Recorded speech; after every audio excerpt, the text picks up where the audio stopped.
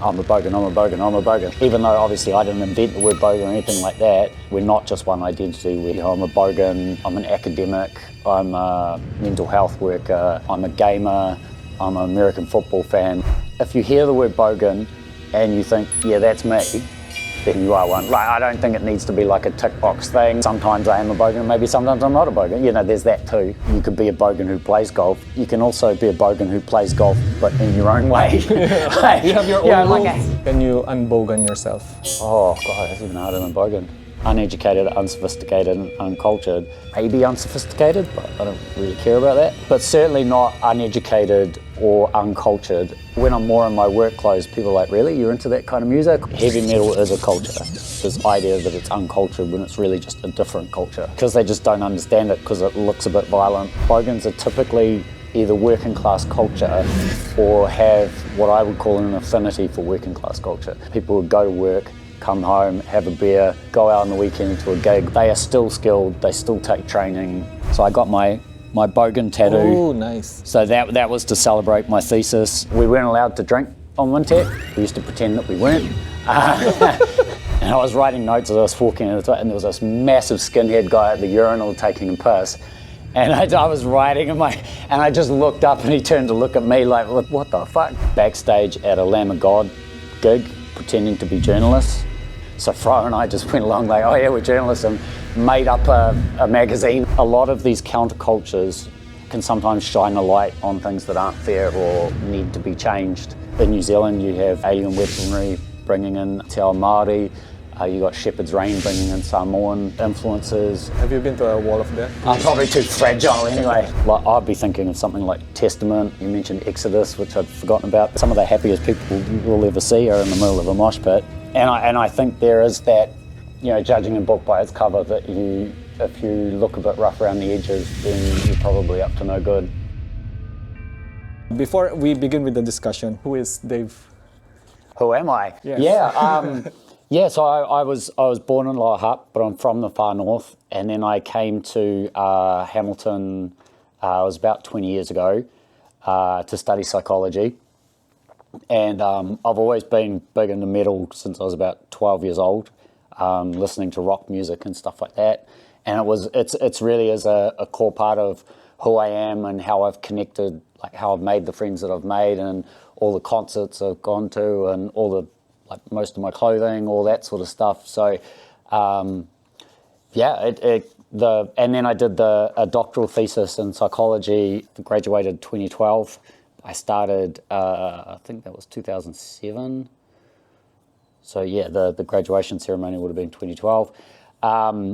Just looking or using Bogans and heavy metal as like a case study for looking at issues of identity, issues of community, how anyone kind of comes to be who they are and meet other people. But I wanted to use, because heavy metal was a culture that I was familiar with, it's how I made all my friends, well, most of my friends. I was really familiar with it. We're quite an obvious kind of culture visually. So it was a good community to sort of use for the study, to just to highlight some of these, I don't know if I want to call them psychological processes, but like everyday kind of processes or interactions. So that's kind of where it is. And I've since graduating, I've worked at Wintec and teaching. I worked for Department of Corrections with rehabilitation programs, and I currently work in mental health. Is sort of my background. So I've been out of academia for a while, but one of many things that I love about this topic is that it keeps coming up. So even though obviously I didn't invent the word Bogan or anything like that, even with the space of time that I've been involved with it, it's come up multiple times. Like you said, even with your experience with people use the word, like, and when I say come up, it's come up in the news and in events and in all sorts of ways. So yeah, I think that highlights some of the importance or the relevance or whatever you want to call it. It's not being used every day, but it's kind of like everyday people doing it. We're not saying it every day, but kind of like you're doing it, like you're acting as... Well, people are just, they are who they are. So I think that, you know, they're not walking around going, I'm a Bogan, I'm a Bogan, I'm a Bogan, like all the time. They're just they're living their life or whatever. And I also quite firmly believe like there's lots of different theories of identity, but one of the ones I really like is that we're not just one identity, we have multiple. So, I'm a Bogan, I'm an academic, I'm a mental health worker, I'm a gamer, I'm an American football fan. Like, there's a range of different things that have their own symbols, their own language, their own terms. There's things you do, there's things you don't do. There's each of those identities. So we tend to emphasize or de-emphasize these different identities depending on where we are. So I may not necessarily, I may dress one way when I'm at work and I may dress a different way when I'm at home. And that's because the different identities and stuff like that. And again, it's not something we consciously think of. We're just living our lives. So that's the stuff that I was interested in. Right. Yeah. You've probably touched this quite a little bit a while ago. What inspired you to write the book? So there was the thesis, and then Penguin came to me after my graduation and said, "Oh, we want to turn your thesis into a book." And I said, "Wow, that's awesome. You do know this is a piece of academic work with all the jargon and all these academic theories and stuff like that. So I don't know if people will be interested in that." And they said, "Oh, well, we'll." And maybe this comes back to that stereotype of uneducated. Maybe they were expecting it to be written in crayon or something, But they went away and read it, and they came back and they said, "Oh, yeah, you're right. How would you feel about writing something from scratch that was a bit more sort of accessible?" And I said, "Yeah, that'd be great. Like, when were you thinking?" And they said, "Oh, well, that's the only thing is this was in June," and they said, "Oh, well, how would you feel about writing it, getting it done before Christmas, and then we could release it as like a Father's Day thing the following year." So I'd never written anything like that and had to before. So, but the idea of like giving my dad a book for Father's Day that I'd written, was just too big a chance to pass up, really. So yeah, that's what it was about. So I took a similar approach to what I did in my thesis. I just, through word of mouth, found some people that wanted to talk about it, and then just went and hung out with them and had a chat, kind of like what we're doing now. Just had a chat with them, hung out with them for a while, took some photos, and that's resulted in the book. When it comes to your experience, anything surprising during your journey of like meeting all of the can I call them guests? Guests is a cool way to put it.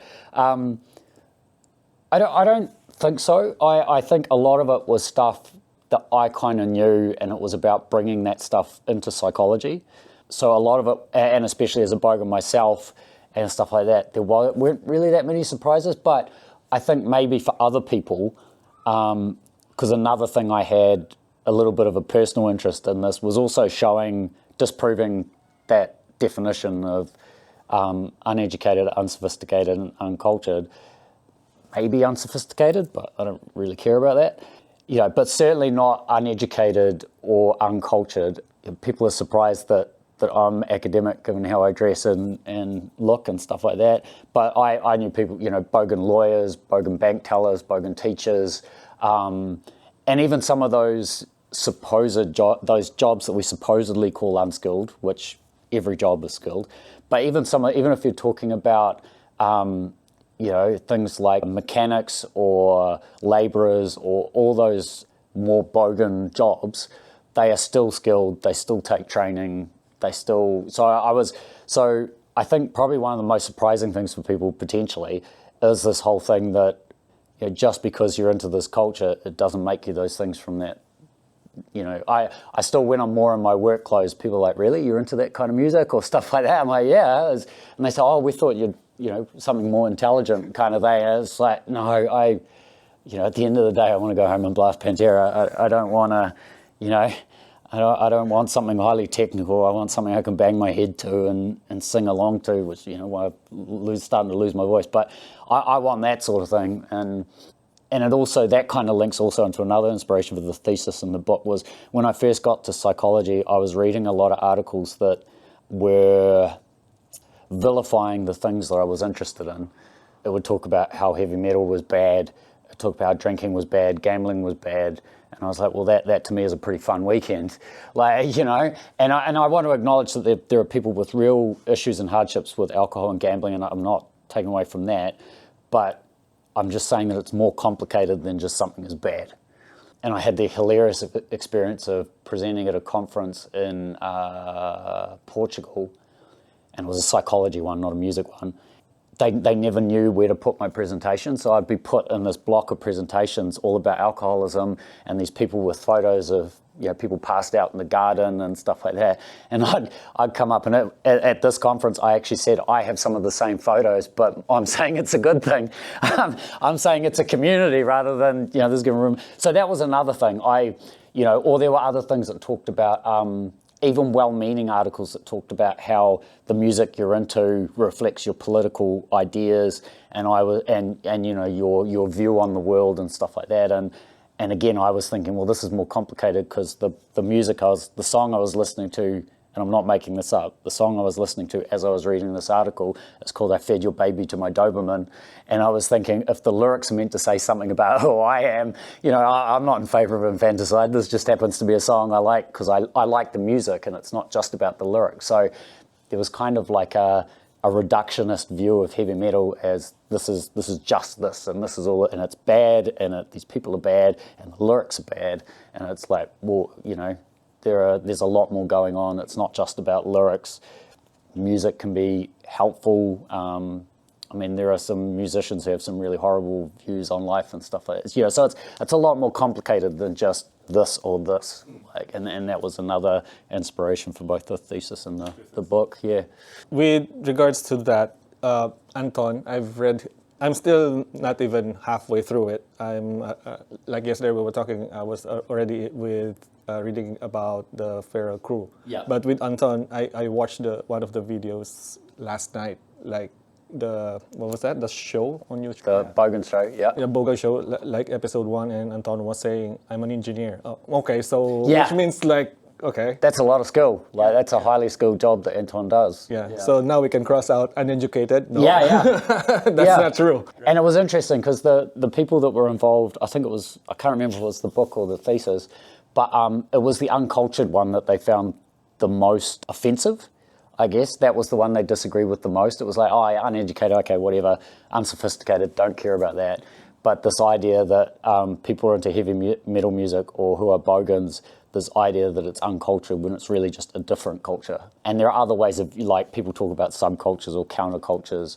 You know, the whole thing of sub makes it sound less than, you know, but it's another culture. So yeah, it was that uncultured part. Why do you think it's that? Like, they find it offensive when it comes to uncultured, and basically, why is it that people think it's uncultured? Probably two questions. The first one, why it upset them, was because heavy metal is a culture. If you think of any other culture around the world, you know, and recognizing culture in the broader sense, not just ethnicity, but including ethnicity, you've got different forms of art as are a part of a culture. You've got different ways of talking. Music is a feature in a lot of different cultures around the world.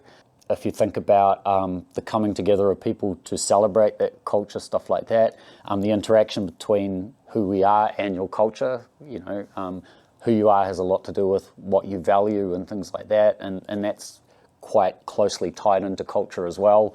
This idea that it was just being dismissed as, oh, you're uncultured, and the world tends to put value on culture. There's what's called the big C culture, like your classical music and your fine art and all the rest of it. And then there's the little C culture, which is, you know, what all the riffraff listen to down there. Like, you know, so, and that's, I mean, you probably know, you know, the history of heavy metal is quite closely tied into classical and blues and those two sort of coming together. So, you know, it has its own history as well. So that's why I think they were upset a bit by it, not majorly, but still, like, I disagree with that. And then I think that view from the rest of the world has come because they just don't understand it, because it looks a bit violent and it looks a bit rough, and you've got a whole wave of people wearing black t-shirts. To someone who doesn't understand, I could understand how that could be pretty intimidating for other people, and the links to working class culture as well. So I think that's where that uncultured sort of thing comes from. If you look a little bit rough around the edges, then there's this assumption there that you don't know what you're talking about, and that uneducated, unsophisticated, uncultured kind of view comes from. Right. What's the working class culture? So this is a key part, I think, of what Boganism is Bogans are typically either working class culture or have what I would call an affinity for working class culture. So that's the people from, and I think that's why, like, if you look at some of the Bogan centres, you're talking in New Zealand, you're talking about West Auckland, you're talking about Hamilton, you're talking about Upper Hutt, and those are quite high concentrations of working class people. People who go to work, come home, have a beer, go out on the weekend to a gig or something like that, grew up around cars, some of those traditional working class jobs, like a mechanic, like a labourer, those sorts of things, terms you might want to use it. Can I say like everyday people as well? Yeah, just everyday people and kind of average income jobs in some cases, not all cases, but yeah, working class culture is probably the hardest thing to try and explain, especially given a whole bunch of things politically that have happened. But yeah, it's the average Joe kind of thing. It's kind of maybe the short way of describing working class culture. I love the story about the Feral Crew where when you were interviewing them, or it was the other way around, I think. Yeah. They gave you as a noodles or a couple of noodles or a noodle. Oh yeah, Bogan koha. Yeah, I love that thing. Like, it's not like it's kind of like an exchange to your effort of giving them, or probably the other two. Yeah. For me, this is how I grew up, in a big part of working class culture as well. Was if you ask someone to help you out or something, you give them a few beers, or hey man, if I chucked you a box of beer, would you help me move house, or that kind of thing, or hey, do you mind working on the car and with me for a while, and I'll set us up with something to drink, or that kind of thing. So that beer barter system. So yeah, that was the joke that the Feral Crew had. They were poor students at the time, so they were like, I think they had a couple of chocolates and a pack of 2-minute noodles. That's right, I'd forgotten about that. Yeah, it was quite hard goes. And we had because they invited me, because that was when that dictionary definition we were just talking about, that's when it came out, and we had sort of mutual friends, and they invited me to the radio show to be interviewed. And then we got really drunk and had a ball, and so every week I'd go hang out with them at the show, and we weren't allowed to drink on Wintec, so we used to pretend that we weren't. So it became Stunt Bear Thursday was what it was called, because they weren't real beers, they were stunt bears. So that's how no, this isn't really alcohol, and then we'd be drinking it. So that became a bit of a tradition, and then sort of lost touch with Mitch a little bit, just because life got in the way. But Fro's basically family. I still hang out with Fro quite a bit. Yeah, and he was on the Bogan show as well. And how did you manage to write the book when you are going to concerts and getting drunk? The thesis was even harder, because part of the field research was actually going, like, I would go with the people who participated in my thesis. I'd go with them to gigs, and we'd talk about things that were going on, and so that was quite hard. So I had some really fascinating, you have a supervisor when you're like an academic, and he wasn't into the culture at all. So we'd have these really fascinating discussions of how to do field work, and it'd be like, I'd have to be one of the few students that their supervisor said, don't go get too drunk when you're out there, because you won't be able to take decent notes. And then we started talking. I was like, dude, I can't stand in the middle of a pub writing in a notebook. It's dark. Yeah, and there's that too, but also people like, what is that guy writing? And this was at my local metal bar as well, and it was a bar that I'd gone to before I started study, so people knew me, but what is Dave up to? Like, and so he said, we'll just go into the bathroom when you write your notes. And I was like, okay, that sounds good, And I was writing notes as I was walking in, and there was this massive skinhead guy at the urinal taking a piss. And I was writing, and I just looked up, and he turned to look at me like, what the fuck? And I just said, no, you're right, let us walk away. Yeah. There was some fascinating. So that the thesis was really difficult to do, with the field work and concerts and stuff like that. the book, I mean, it was quite, I don't think there were any international acts that came around that time, so that wasn't too bad. But I sort of finished editing it while traveling to conferences, so that was a bit tricky, but yeah, managed to get it done. And I mean, when it's something that you love, like both in terms of the thesis and the book, when it's something that you love, it makes it a bit easier. I mean, if it's something that you're passionate about, it makes it a bit easier to do and keep doing. What's the most key moments when you're writing or probably interviewing the guest or, I don't know, writing the book? Oh, I've had so many. I mean, in terms of the thesis, the TV, like I've been really lucky. There have been some really cool moments through the whole journey, including this exhibition now. But having my name on a beer bottle cap as a trivia question. I saw that. Yeah. That was an amazing moment for me, especially because it came out of the blue. No one talked to me about that beforehand. So a friend just messaged me and said, "Bro, you're on a yeah," because it was Waikato draft as well, and I don't drink Waikato, but that was a big moment. Fro and I we talked our way backstage at a Lamb of God gig, pretending to be journalists. That was a cool part, and we got to interview them and put that on YouTube. That was really cool. They don't know that you're not journalists? No. We pretended. It was, I can't remember when that was. I think, I'm not too sure what that year that would have been. But yeah, I somehow got included in like a email thing by mistake, inviting journalists to come backstage and interview Lamb of God. And so Fro and I just went along like, oh yeah, we're journalists, and made up a magazine or something, and like that was real cool. I went to the psychology conference I went to in Portugal. Just happened to be purely luck, and I swear this was luck, that Rock in Rio was in Portugal. Right. So I got to see like Metallica and Machine Head in another country with 50 or 60,000 other people. That was pretty cool. And just looking behind me and seeing a massive crowd of people all waving their lighters, that was pretty cool. And then the Bogans TV show, which came out of the book, you know, some of the things we did on, like I'm a big wrestling fan, so the episode where we went to see the wrestlers was pretty cool. Some local? Yeah, Kiwi wrestlers, but I think one of them went on to go to WWE, so that was pretty hard case, you know, because Fro and I are big wrestling fans too. So I realized the Bushwhackers were from here. Bushwhackers, yeah, man. What? They're from here? What? Yeah. So and that was when I started watching wrestling. Was the time of the Bushwhackers. Yeah, that you know, there were lots of moments with the show where it was like, dude, I can't believe this. We're doing this, like, you know. Yeah, we had a lot of fun doing that.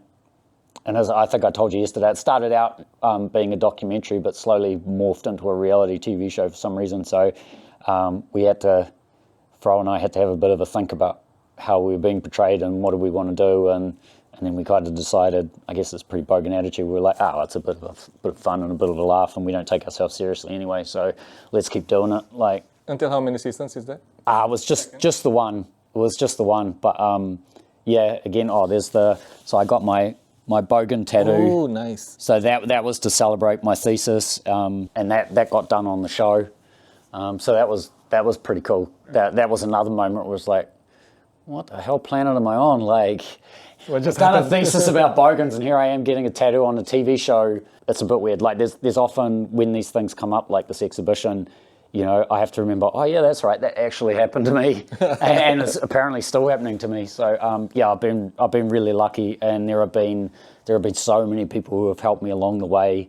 You know, all the people in the book, all the people in the thesis, the TV show, bands who donated their time. Way too many to name, like people like yourself who are interested and want to talk about it. You know, so I don't want to discount all the help I had along the way either, and all the emotional support and stuff like that I've had and still have. Yeah, again, I'm just like, shit, that was pretty cool. And I mean, a lot of hard work, but still pretty cool. I saw some familiar names like Sam Shepard from Cyanate and Imperial Slave now. Yeah. Right? And then Laura Thompson. Yep. So some familiar names in the group, like, okay, they're here. Yeah. Yeah, well, it's all people I knew or friends of friends or stuff like that. I think I said to you yesterday, one of the coolest reviews I've ever had for the book was someone said, I think it was the listener, said that basically the book is just a big love letter from Dave to all his mates, and there's nothing wrong with that. And I thought, yeah, that's pretty cool. Like, I like that. I'll take that one. What's the most hardest part that you've done along the way during your documenting Bogan, or the thesis itself, where you said, like, I shouldn't have done this, or I shouldn't have decided to do this? Towards the end of the thesis, like, I think it's a common experience for people in study, in any kind of doctoral study, or actually probably any study full stop. You know, there gets a point where you hit a bit of a wall and you're like, oh shit, what are they? You know, and you start thinking, well, I can just walk away from this, and maybe I should walk away from this. And, you know, it was sort of the last year of the thesis when I was doing a lot of the hard out kind of writing and editing and stuff like that, and having these stressful meetings with my supervisor and deadlines and all the rest of it. And when you finish your thesis, you go in front of a panel of academics who ask you questions about it. And it's called a defense, which makes it sound like some sort of battle or something. That was quite stressful. You know, you're sitting in front of a bunch of people who have been academics for years and years and years, talking about what you contributed to the world, kind of thing. Society. To society. And you're thinking, oh shit, like, you know. I was asking that question to Ben. What do you think heavy metal is contributing to society? There's a lot of things. Like, there's you know, Rob Zombie said that heavy metal is this amazing, supposedly secret society that millions and millions of people around the world enjoy. That quote has always stuck in my head too. If I think of, another research project I did on metal, a guy who I interviewed was saying, you know, he almost ended his life, and he was going to, you know, turn on the radio and listen to a last song and die in his car. And Black Sabbath came on, and he was hearing some of the music, and thought, oh, maybe I'll give this another go. You know, music is... You're giving me a goosebumps now. Yeah. You know, music is supportive. Like, with my health issues and stuff like that, like, music has been something that, as well as all the people I love, but music has always been there as well. You know, if we think about that globally, there are heavy metal fans and performers who are quite politically active. I said at the exhibit opening, I think that, and I think I chewed your ear off about politics yesterday, which I won't do again because I'm sober, but I think a lot of these countercultures, bogans, bodgies, punks, can sometimes shine a light on things that aren't fair or need to be changed. We're not always that good at changing them, but we can at least shine the spotlight on those things. So I think that's another contribution that heavy metal and bogans have made to the world. You know, we're not, if something's wrong or bad, we're definitely not going to keep that opinion to ourselves, as you experienced yesterday. You know, and that's, I think that's a part of New Zealand culture as well that we potentially need to get back to, is that, you know, if something's not right, we speak up. And, you know, we have this history in New Zealand, this New Zealand identity of, you know, the anti-nuclear stuff and all those sorts of things. You know, and I think that rebellious part of being a bogan is something that kind of runs through it, that can be quite useful in terms of contributions to society. Do you think there are bogans that are into punk rather than metal? Oh, I think so. Like, I mean, I like some punk as well. I think the biggest thing with these identities and these cultures is if you hear the word bogan and you think, yeah, that's me, then you are one. Like, I don't think it needs to be like a tick box thing or anything like that. Like, people sometimes take the piss out of me sometimes. Oh, that's not really bogan. We'll revoke your bogan card, you know, taking the piss. But it's one of those things, like, if you feel it, then you are. Like, you know, I really don't like there are elements within heavy metal that can be a bit elitist, and I'm definitely not one of those. So I think if you feel connected to it, and, you know, the first time I got called a bogan, I sort of like, oh, what's that? And then I found out, and I was like, okay, yeah, that's me. You know, if you feel like you are one, then you are one. And I mean, the same thing, you could be dressed in all the stuff that bogans wear and feel like you're not a bogan. So the reverse is okay too. Like, you know, that's the complex things about identity and labels is you can connect with it or you can reject it, rather than it just being like a brainwashing thing or a clear cut kind of you're one or not, or sometimes I am a Bogan and maybe sometimes I'm not a Bogan. There's that too. Another interesting thing about the noodle store is that like a Bogan would rather eat a noodle than go to a fine dining restaurant. Kind of like, okay, because fine dining might be too expensive and doesn't taste good for a Bogan. And I feel like for the working class culture, kind of like if they're working as a lawyer, as a doctor, or whoever they are working with, it seems to me like they'd rather go every weekend. They'd rather go home and stay at home listening to metal. There are some who do. Like I used to play hockey at school, and there was and then joined a men's team. And in the men's team, there was this real Bogan guy who used to turn up with his pit bull, and he had a mullet, and he used to play hockey without any shoes on. Like we'd all have the like the sprigs and the boots, and he'd come and play barefoot. Like so, there's also. Not only is there, you can not like golf, for example, or you can really, you could be a Bogan who plays golf. You can also be a Bogan who plays golf, but in your own way. Like, you have your own rules. Like a Happy Gilmore kind of a golf situation. And I think of that hockey player too, because hockey wasn't really a Bogan sport either, but, he played it his way. So there's also this, I don't know, appropriation or adapting something, or that sort of thing that can happen too, where you're like, well, that's not particularly Bogan, but I want to do it, so I'm going to do it my way. That makes it more fun. Before I forget to ask you about that, there's this thing I just heard, like they were talking about crossover. What's that? Crossover. Yeah, hardcore metal crossover. What's that? If you don't have any idea about it. Though. Yeah, I don't know. Like I think there are lots of genres and subgenres of metal and drawing on influences and stuff like that. So, you can have some of this, metal and hardcore or metal and punk. A lot of metal bands have punk albums. A lot of punk bands have metal albums. Yeah, all that sort of thing. Like most of the stuff I listen to is like thrash and death metal, but you can have a lot of stuff, other cultures sort of coming into it as well. A lot of bands that draw on other cultures.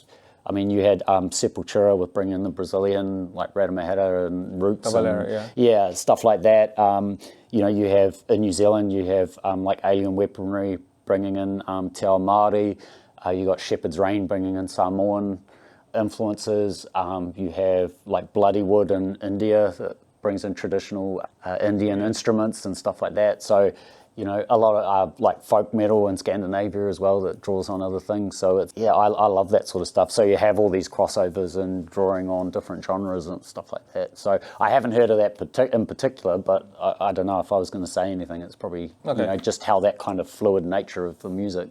You've been to different concerts across the country, and you've been to concert outside of the country. Yeah. What do you think are the differences in terms of you go to a metal show? Obviously, that show is probably going to be different to another show with the same band. But what do you think is the culture around that locally? It's quite similar, but if I compare Portugal to New Zealand, it was very, very similar. Like I couldn't find where the venue was. There was just this big sea of black shirts going in one direction, and I just cool. That's where it is. I'll go follow them. So I found it really, really similar. It was just on a much bigger scale, like the big like circle pit for Machine Head. I was standing right up near the front, and this group of guys kind of barged through, and I spilt my beer a bit, and I swore at them or something. And the guy turned around and said, "Oh, you speak English? Where are you from?" I said, "Oh, I'm from New Zealand." And "Oh, New Zealand!" Like these three guys, and I said, "Oh, Lord of the Rings and rugby and all the stuff that they talk about." And then Machine Head came out, and we were about to play, and these three guys said, "Oh yeah, you better watch out, New Zealand. This is going to get like fucked up." I was like, "Yeah, whatever. This is my first rodeo or my first mosh pit or whatever." And then they pulled the hoods up on their hoodies and tied the drawstrings tight, and I went, "Oh, sorry, I bumped the microphone," and I went, "Oh shit!" And then the whole thing just erupted around me, and that's, I mean, New Zealand mosh pit, with a big band that can be quite big, but it was just on a much bigger scale. But a lot of, all the similar things. There's some, I think I had it in the book too, around the makeup of the concert and where the mosh pit is, and then you have different people stand in different areas depending on how they connect with the music and stuff like that. So, yeah, all that was quite similar as well. So, yeah, I don't like using words like universal language, but it does kind of cross different things. but maybe a lot of it is probably more to do with the sort of metal that we play here or that's big here, rather than any kind of like cultural practices or rituals or stuff like that. Have you been to, you mentioned the pit. You've been to a pit. Have you been to a wall of death? No, I've seen it. They had one I went to Idols, speaking of being into punk music, and there was a wall of death for that. And I've seen that. Like, I'm probably more a mosher in a circle pit. Like, running smack into someone else doesn't really... The only time I used to do that is in smaller mosh pits where you have those windmill kids that do the picking. Like that. I hate that. That doesn't... So what we used to do is just run straight into them and knock them over, or you'd slingshot other people into them to knock them down.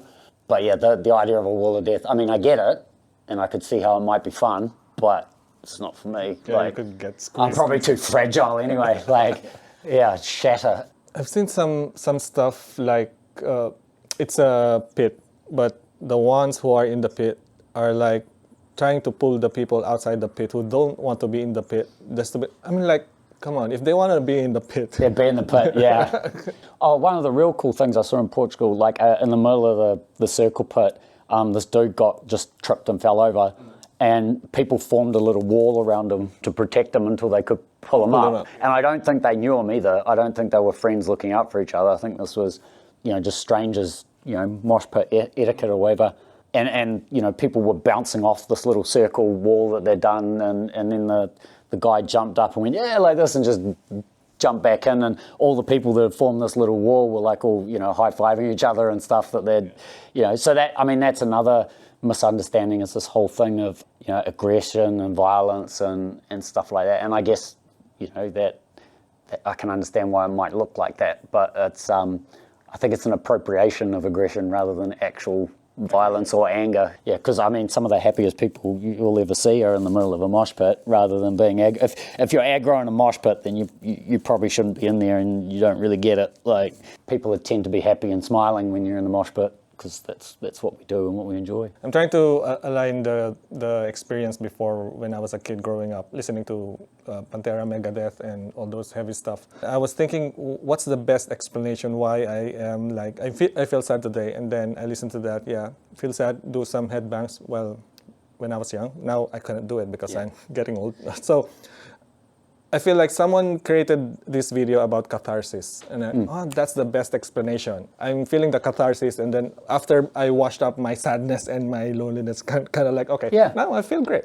Yeah, it can be that. Yeah, it can be reconnecting to what you love, or music can evoke memories as well. So you can reconnect with people that you love, or remembering people.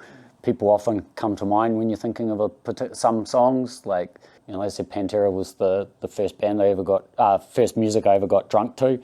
So I always remember that group of mates and stuff like that. I mean, I'm still in contact with them and see them and stuff, but that brings me back to that. Like, yeah. How are we going for time? Sorry, man. It's okay. 3:13.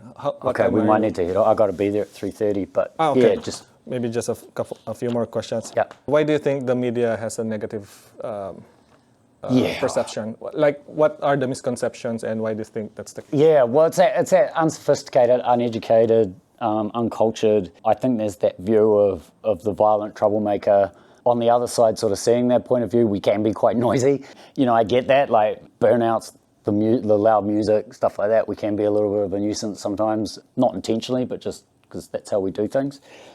And I think there is that, judging a book by its cover, that if you look a bit rough around the edges, then you're probably up to no good.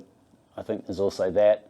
And if you think about some of the, if there's a villain in a movie, and they're probably going to be listening to metal music. Like, if they're going to put a music to it, or that sort of thing, it's probably going to be metal music. So there's this misconception that if you're listening to this sort of stuff, then you're probably creating problems, and there's a lot of history behind that too, like the PMRC with Tipper Gore in America, where they tried to ban certain songs, and the Filthy 15 and stuff like that, Twisted Sister and things. So, there's this idea that music, and it's nothing new. I mean, heavy metal didn't invent this, but yeah, there is that view if there's something loud and causing a bit of a mess, there's this view that that will lead to other things, crime and things like that.